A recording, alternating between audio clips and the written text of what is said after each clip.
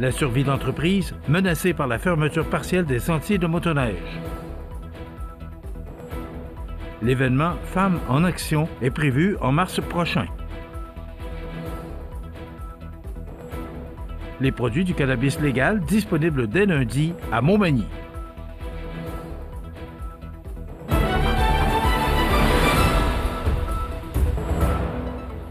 Vendredi 24 janvier 2025. Bonjour mesdames et messieurs, bienvenue au Régional sur le réseau de télévision C'est ma TV.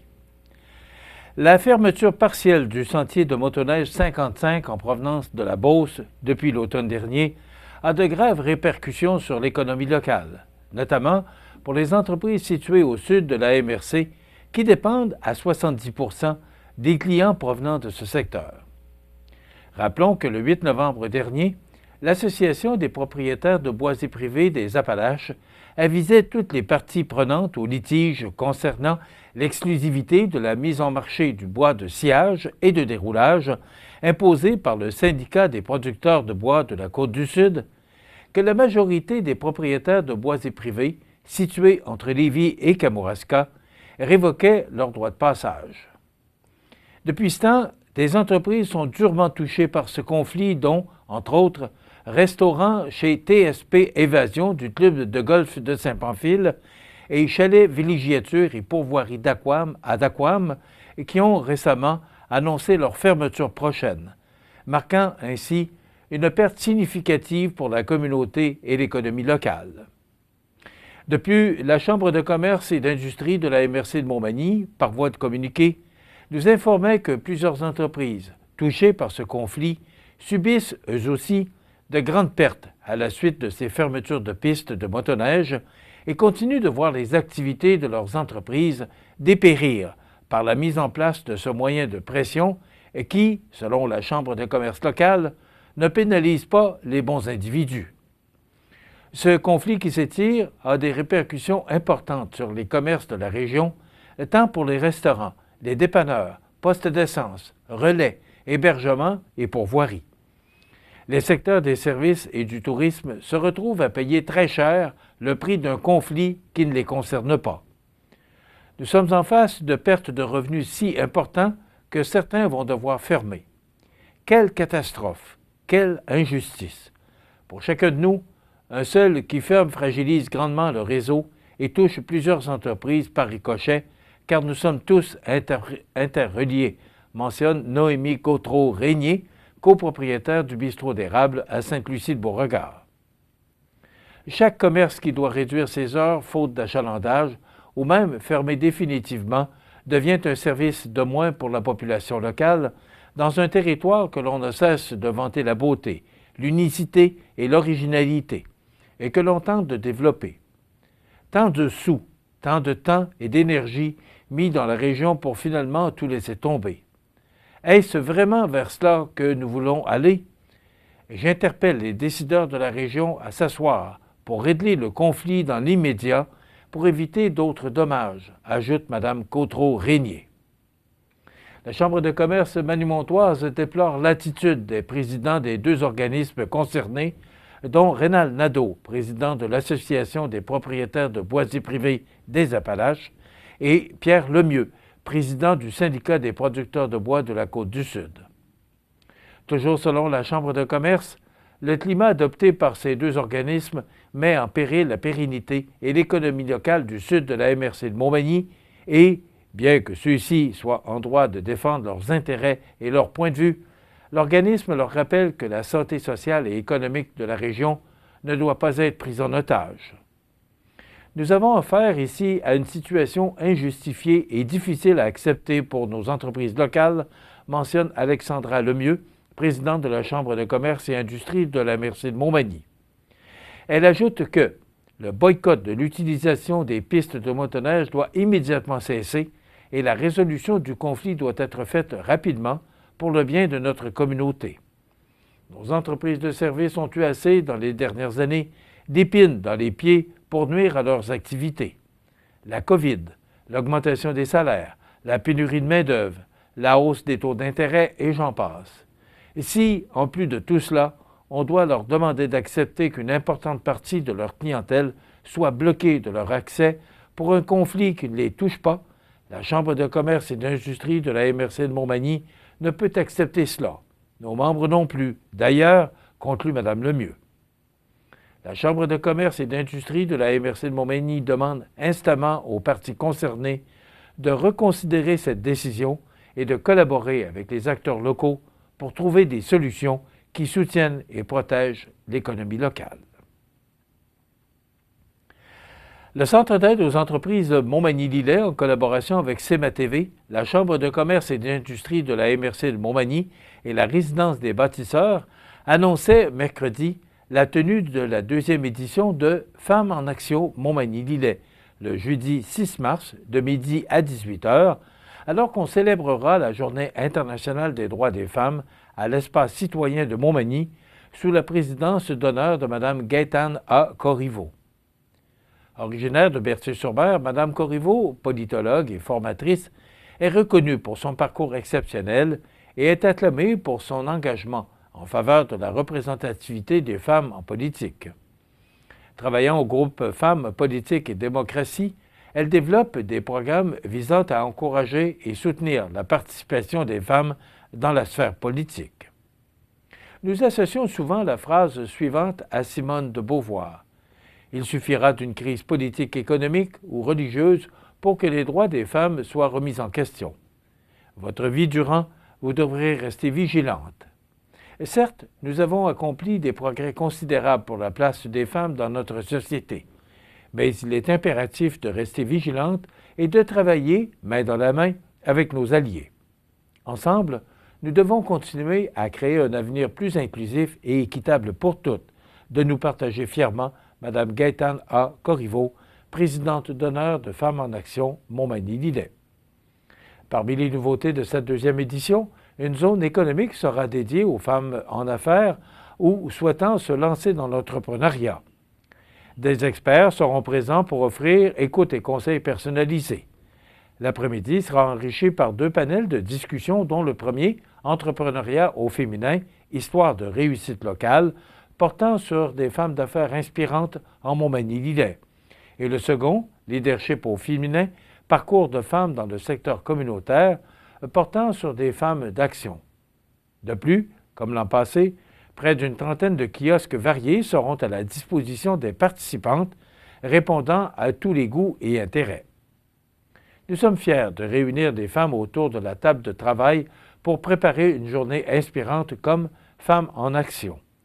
Encore en 2025, il est important de souligner la Journée internationale des droits des femmes et cette journée sera riche en échanges et en inspiration, mentionnait le comité organisateur. Notez que l'entrée sera gratuite pour tous. Les produits du cannabis légal disponibles dès lundi à Montmagny. Dans quelques instants, vous présente un reportage de Jean Carbonneau. Atelier Bois, fabrication de mobilier et armoires sur mesure. Que ce soit résidentiel, commercial, institutionnel, nous allons plus loin qu'une simple fabrication. Nous la créons à partir de vos idées. Atelier Bois, fabrication sur mesure, 248 14 85. CEMA-TV agrandit son rayonnement de diffusion. En plus de regarder CEMA-TV sur son site web et sur le câble de Cogeco, vous pouvez maintenant capter la programmation de CEMA-TV sur le canal numérique 206 ou analogique 14 sur le câble de Saint-Pamphile. CEMA-TV, partout pour vous. Au Canada, entre avril et novembre, l'hirondelle rustique fait son nid sur des constructions humaines. L'hiver, les hirondelles migrent vers le sud et l'Amérique centrale. Elles reviennent chaque année faire leur nid, souvent au même endroit. Les hirondelles rustiques cherchent les parcs et les champs pour se nourrir, mais les pesticides, les changements climatiques et d'autres facteurs menacent leur survie. Aidez-les en leur fournissant des sites de nidification et en jardinant sans pesticides. Et ce n'est qu'un début. Pour en savoir plus sur l'hirondelle rustique, visitez ffdp.ca. Vous regardez CEMA-TV, le réseau de l'information sur la Côte-du-Sud. Après avoir fait l'annonce le 23 octobre dernier de l'ouverture d'une succursale de la Société québécoise du cannabis à Montmagny dans les prochains mois, CEMA-TV Information s'est déplacé jeudi à la présentation aux médias du nouveau point de vente qui ouvrira dans les prochains jours. Écoutons le reportage de Jean Carbonneau. Préalablement à l'ouverture de la nouvelle succursale de la Société québécoise du cannabis à Montmagny, Les médias locaux étaient conviés à venir visiter le point de vente qui sera ouvert au public dès ce lundi 27 janvier. Sur place, nous avons rencontré l'une des porte-paroles de la SQDC, Mme Xuan Pham, qui nous a fait visiter les lieux. Alors bonjour, bienvenue à la SQDC. Alors comme dans toute succursale de la SQDC, il y a toujours un poste d'accueil pour vérifier l'âge des clients et des clientes. Donc à partir du moment où vous semblez avoir 30 ans ou moins, on va exiger une preuve d'âge. Ça, c'est dans toutes les succursales SQDC. Alors ici, c'est la première petite surface de tout le réseau SQDC. Donc la première, c'est vraiment à Montmagny. On va ouvrir le 27 janvier. Donc, vous voyez, il y a des îlots où les consommateurs et les consommatrices peuvent explorer les produits. Juste ici, on a les produits qui sont liés aux comestibles essentiellement, ou les huiles, ou les atomiseurs. Donc, le client ou la cliente le client peut rentrer et se faire accompagner par un conseiller ou une conseillère pour découvrir les produits. Sinon, ici, il y a la section des prêts à boire. Donc, on a différentes boissons de cannabis que les consommateurs peuvent se procurer. Ici, c'est un autre îlot, c'est tous les produits du hashish pour ceux qui s'y intéressent et recevoir des conseils de l'accompagnement. Donc, si le client est intéressé à ces produits-là, le conseiller va venir à lui pour lui conseiller, lui suggérer des produits adaptés à ses besoins. Et finalement, on a un dernier îlot ici, qui est vraiment l'îlot des rosines et des joints infusés. Donc, dépendamment ce que vous cherchez, le conseiller ou la conseillère va pouvoir vous guider dans le bon choix. Puis ici, on a notre fameux mur qui présente nos produits les plus courants, les plus consommés, c'est-à-dire la fleur séchée en différents formats. On a également les prix roulés avec le nombre d'unités souhaitées et finalement, dans le fond, les produits de CBD. Madame Pham indiquait que la succursale Magny-Montoise constitue la première petite surface de la SQDC à voir le jour, qui correspond à une superficie de 1800 pieds carrés comparativement à une surface régulière de 2400 pieds carrés. Madame Geneviève Giroux, vice-présidente approvisionnement et mise en marché de l'offre, nous explique quant à elle comment la SQDC a vu le jour. Il y a une loi donc, sur le cannabis qui a été faite pour le Québec et le mandat a été donné à la SAQ à ce moment-là, qui a pu réfléchir à la conception de la SQDC pour arriver avec le modèle actuel. Le modèle a été pensé pour être très simple. Donc, on n'a pas d'entrepôt, les livraisons sont directement dans les succursales. Donc, on a voulu faire aussi des modèles de succursales qui sont simples. Madame Giroux nous explique également pourquoi des points de vente de petits gabarits voient maintenant le jour. Maintenant, ce qu'on veut, c'est que vu qu'on a une étendue à travers chacune des régions administratives du Québec, on a 100 succursales, on a voulu aller chercher des trous de marché. Jean-Christophe Betté-Martel est le nouveau directeur du comptoir Magny-Montois. Il nous présente les détails du magasin dont il a la charge depuis peu. Une équipe constituée de 7 employés, temps plein, temps partiel, plus moi. L'équipe, en ce moment, est en cours de recrutement pour combler quelques postes. Et la première succursale dans le secteur qui a été ouverte, ça a été Lévis. Lévis. Plus tard est venu Rivière-du-Loup. Et entre Lévis et Rivière-du-Loup, on parle de quoi? On peut parler de 120-130 km sans succursale. Donc, il y avait un énorme trou de marché pour les municipalités comme Saint-Pamphile, Saint-Jean-Port-Joli, toutes les localités.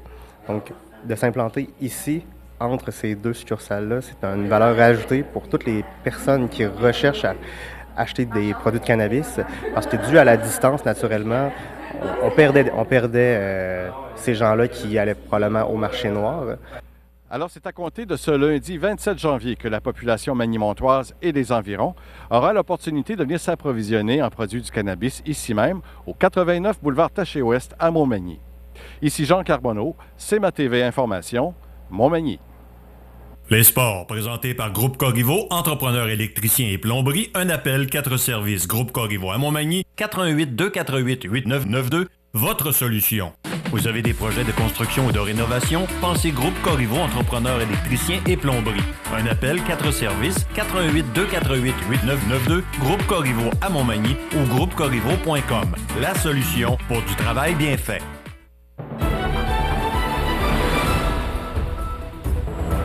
Au sport, voici les matchs à l'affiche dans les différentes ligues de hockey de la région cette fin de semaine. D'abord, l'Everest est actuellement dans un périple de 6 matchs consécutifs à l'étranger, tout en étant dans une chaude lutte pour le 7e rang. Ce vendredi, la formation sud-côtoise affrontera les Cobras à Terrebonne. Retour à la saison régulière pour le Caron Industrie ce vendredi soir, alors que l'équipe fera face au PG de Lotbinière. Tout comme le dernier week-end, un calendrier de 3 rencontres seulement sera à l'affiche ce week-end dans la Ligue de hockey Côte-Sud, dont 2 auront lieu ce vendredi 24 janvier, alors que Saint-Damien sera à Saint-Jean-Port-Joli à 20h30 et Lotbinière visitera Montmagny à 21h.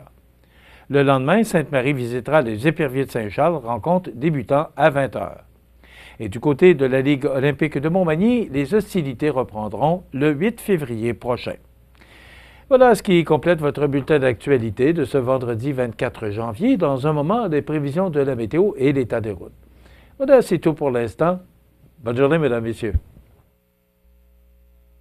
Pour rejoindre la salle de nouvelles de CMA-TV, nouvelles au pluriel @cmatv.ca ou encore 88 241 13 13 poste 226.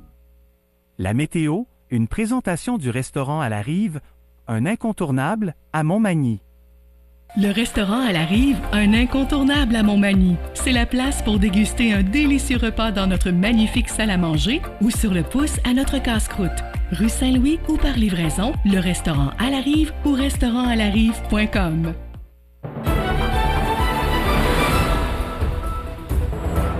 Alors, les quelques flocons de neige qu'on a reçus hier, ça a contribué à adoucir les températures. C'est vraiment beau ce matin et le soleil est là.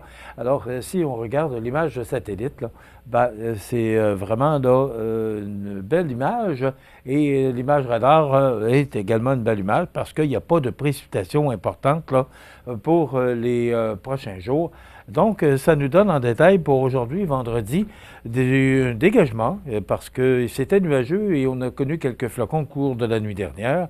Vent devenant du sud-ouest à 20 km/h en mi-journée, maximum de -9. Pour ce soir et la nuit prochaine, ciel dégagé, vent du sud-ouest de 20 km/h, minimum de -17. Avec le vent, -19 ce soir et -29 au cours de la nuit, on a encore des risques d'engelure. Demain samedi, c'est du soleil, vent du sud-ouest de 30 km/h avec des rafales à 50, maximum de -11. Avec le vent demain matin, -29 et en après-midi, on pourrait ressentir jusqu'à -21. C'est que c'est l'activité Snowfête là, qui a débuté hier et qui se poursuivra jusqu'à dimanche. Pour dimanche, justement, on parle d'une alternance de soleil et de nuages avec un maximum très confortable de -4. Pour lundi, c'est le retour de la neige avec du temps venteux, maximum de -4. Et mardi, c'est le dégagement qui s'amorce avec un maximum de -7 degrés. Mais si on regarde à long terme, là, pas de tempête à l'horizon. Du moins, c'est ce que nos météorologues d'Environnement Canada nous prédisent. Il fait actuellement -14 à l'extérieur des studios de CMA-TV. Les vents soufflent de direction sud-ouest à 13 km/h. L'humidité est à 84 % et la pression barométrique est à 101,5 kPa. Donc, c'est du beau temps toute la fin de semaine et je vous invite à profiter des activités de Snowfête. Maintenant, pour le menu de cette émission du 24 janvier, dans un moment, on vous présente les Parlons Santé avec Daniel Lachance, notre chronique santé, et à la découverte des télérégionales, on se rend à Trois-Pistoles. Et bien sûr, on parlera d'actualité. Alors, c'est le menu de cette émission du 24 janvier. Je vous souhaite donc une excellente émission à notre antenne.